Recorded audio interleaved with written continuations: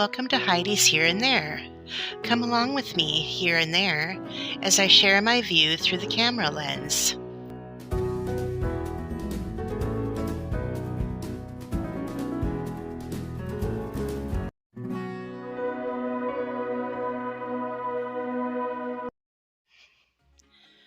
Little House in the Big Woods by Ingalls Wilder. Illustrated by Garth Williams.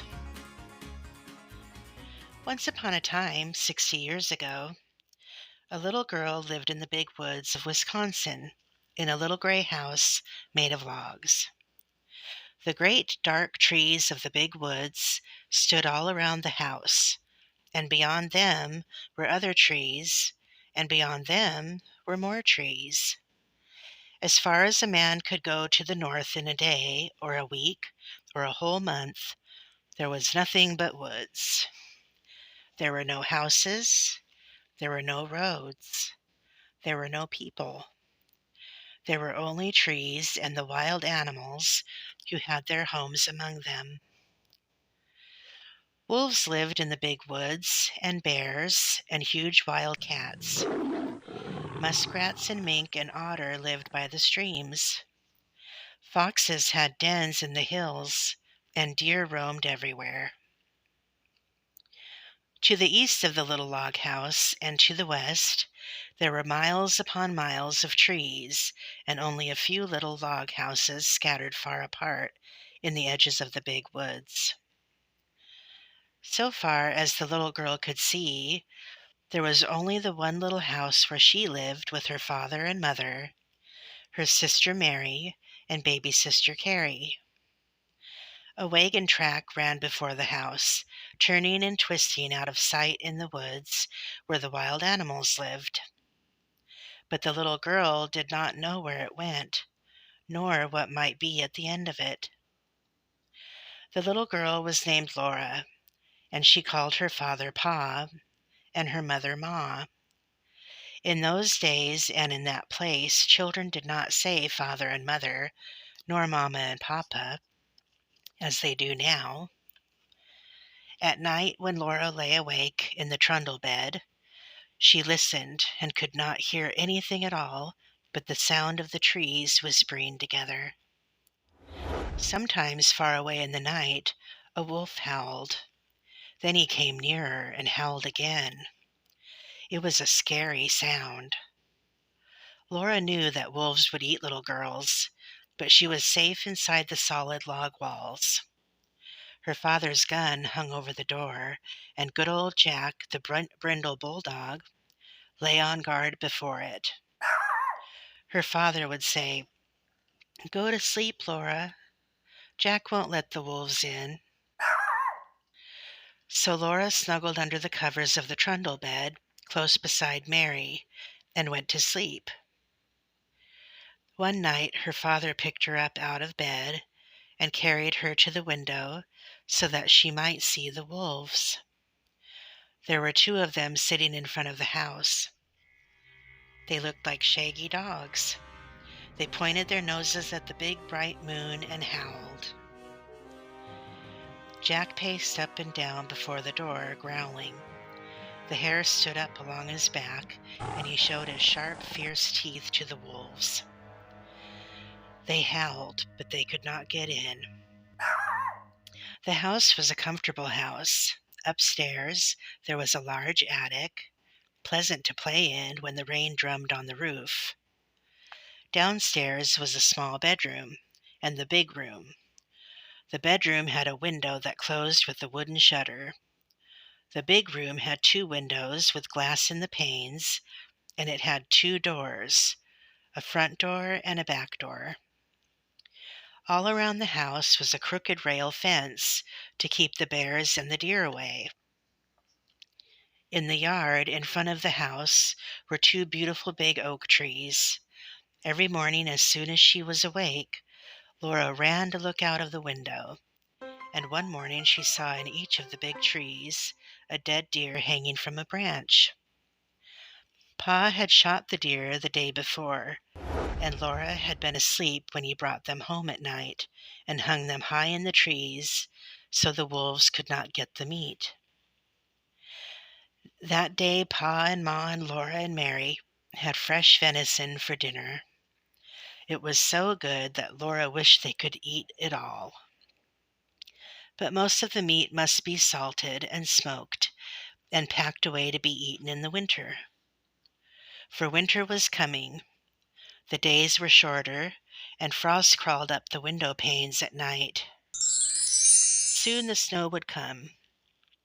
Then the log house would be almost buried in snowdrifts, and the lake and the streams would freeze.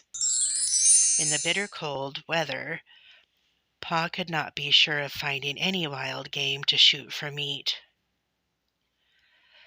The bears would be hidden away in their dens, where they slept soundly all winter long. The squirrels would be curled in their nests in hollow trees, with their furry tails wrapped snugly around their noses. The deer and the rabbits would be shy and swift. Even if Pa could get a deer, it would be poor and thin, not fat and plump as deer are in the fall. Pa might hunt alone all day in the bitter cold, in the big woods covered with snow, and come home at night with nothing for Ma and Mary and Laura to eat. So as much food as possible must be stored away in the little house before winter came. Pa skinned the deer carefully and salted and stretched the hides, for he would make soft leather of them. Then he cut up the meat and sprinkled salt over the pieces as he laid them on a board. Standing on end in the yard was a tall length cut from the tree of a big hollow tree. Pa had driven nails inside as far as he could reach from each end. Then he stood it up, put a little roof over the top, and cut a little door on one side near the bottom.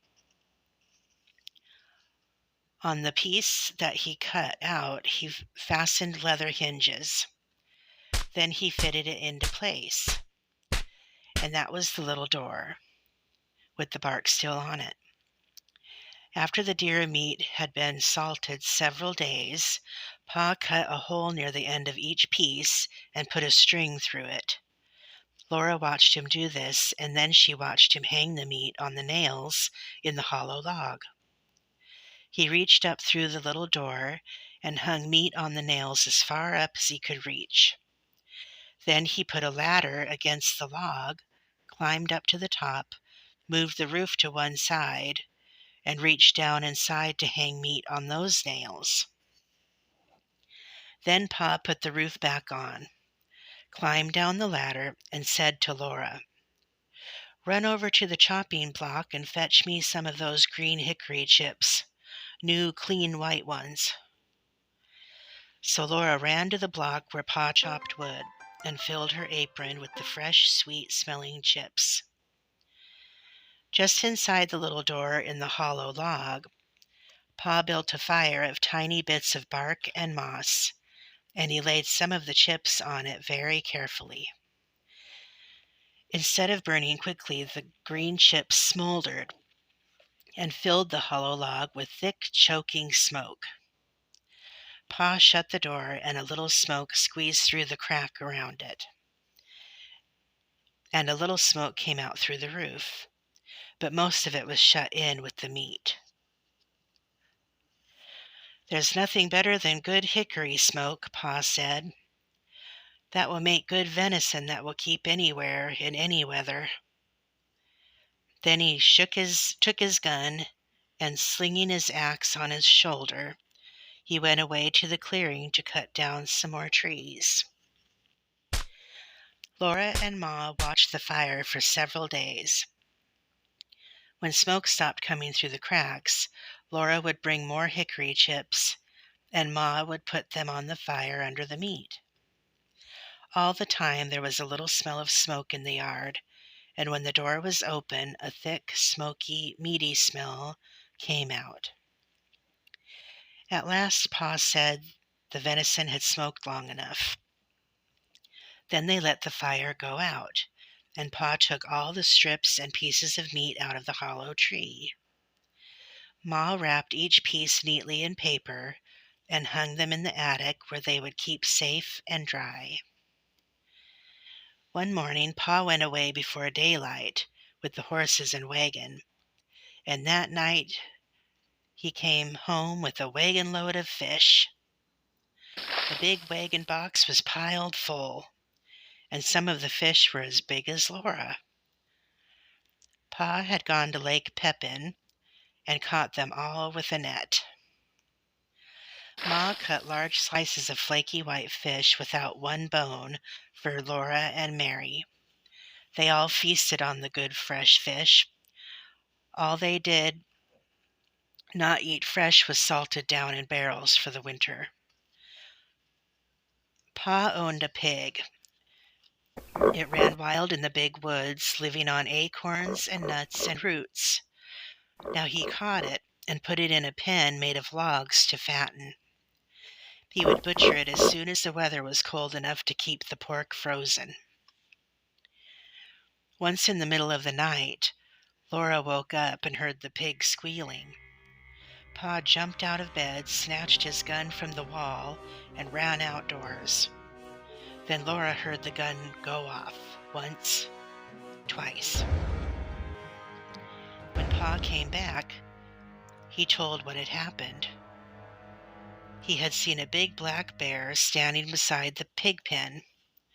The bear was reaching into the pen to grab the pig, and the pig was running and squealing.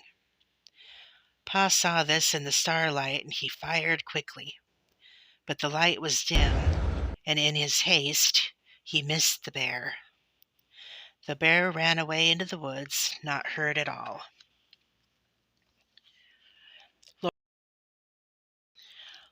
Laura was sorry Pa did not get the bear. She liked bear meat so much. Pa was sorry too, but he said, "Anyway, I saved the bacon." The garden behind the little house had been growing all summer. It was so near the house that the deer did not jump the fence and eat the vegetables in the daytime, and at night Jack kept them away.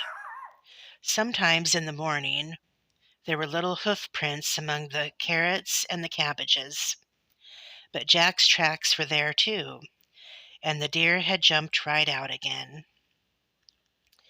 Now the potatoes and carrots, the beets and turnips, and cabbages were gathered and stored in the cellar, for freezing nights had come. Onions were made into long ropes, braided together by their tops, and then were hung in the attic beside wreaths of red peppers strung on threads. The pumpkins and the squashes were piled in orange and yellow and green heaps in the attic's corners.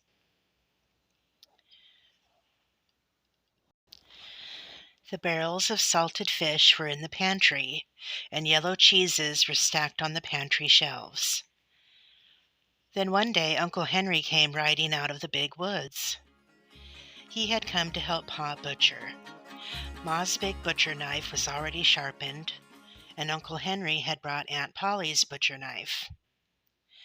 Near the pig pen, Pa and Uncle Henry built a bonfire and heated a great kettle of water over it. When the water was boiling, they went to kill the hog. Then Laura ran and hid her head on the bed and stopped her ears with her fingers so she could not hear the hog squeal. "It doesn't hurt him, Laura," Pa said. "We do it so quickly." But she did not want to hear him squeal. In a minute she took one finger cautiously out of an ear and listened. The hog had stopped squealing. After that, butchering time was great fun.